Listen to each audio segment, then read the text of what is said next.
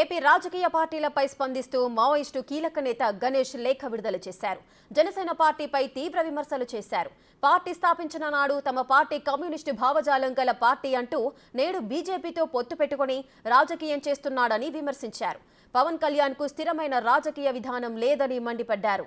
అతడికి విశ్వసనీయత తక్కువని లేఖలో తెలియజేశారు. సినీ గ్లామర్, కాపు కులస్తుల గుర్తింపుతో రాజకీయ నిరుద్యోగులకు జనసేన ఒక వేదికగా మారిందని పేర్కొన్నారు.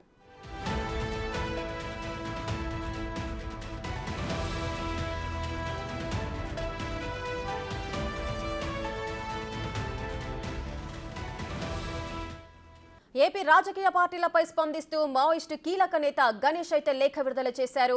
ఈ లేఖకు సంబంధించిన పూర్తి సారాంశం ప్రతినిధి శివ అందిస్తారు. శివ, ఇక మొత్తం మీద చూసుకుంటే కనుక ఆంధ్రప్రదేశ్ రాజకీయాలపై మొట్టమొదటిసారిగా కూడా మావోయిస్టు నేతలు స్పందించిన తీరు ఇప్పుడు ప్రధానంగా చర్చనీయాంశమైన పరిస్థితి కనిపిస్తా ఉంది. ఏపీ రాజకీయ పార్టీలపై స్పందిస్తూ ఆయన కొన్ని కీలకమైన వ్యాఖ్యలు అయితే చేసిన పరిస్థితి కనిపిస్తా ఉంది. అయితే గణేష్ పేరుతో కూడా ఈ ప్రకటన విడుదల చేశారు.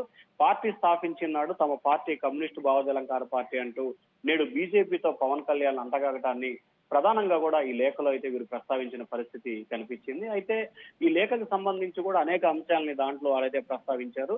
పవన్ కళ్యాణ్ కి స్థిరమైన రాజకీయ విధానం లేదు, అతడికి విశ్వసనీయత చాలా తక్కువగా ఉంది. సినీ గ్లామర్, కాపు కులస్తుల గుర్తింపుతోనే రాజకీయ నిరుద్యోగులకి ఇది ఒక వేదికగా మారిపోయిన పరిస్థితి కనిపిస్తా ఉంది. కానీ ఎక్కడా కూడా ఇది రాజకీయ భవిష్యత్తు కోసం కానీ మరో దాని కోసం కానీ లేని పరిస్థితి కనిపిస్తా ఉందని చెప్పి కూడా ఆయన లేఖలో పేర్కొన్న పరిస్థితి కనిపిస్తా ఉంది. వాస్తవానికి మావోయిస్టులు లేఖ విడుదల చేయడంతో ఇటు జనసేన నేతలు ఏ విధంగా స్పందిస్తారు, ఏం చేయబోతున్నారు అనేది కొంత అయోమయం అయితే ప్రస్తుతం కనబడుతున్న పరిస్థితి స్పష్టంగా కనిపిస్తా ఉంది. మరి ఏపీ రాజకీయాలపై మావోయిస్టు నేతలు మొదటిసారిగా గణేష్ పేరుతో లేఖ విడుదల చేయడంతో కూడా ఇటు ఆంధ్రప్రదేశ్ రాజకీయాలపై ఏం జరగబోతోందన్న ఉత్కంఠ అయితే కొనసాగుతా ఉంది. Rekha. Right. Thank you Shiva. Thanks for the details.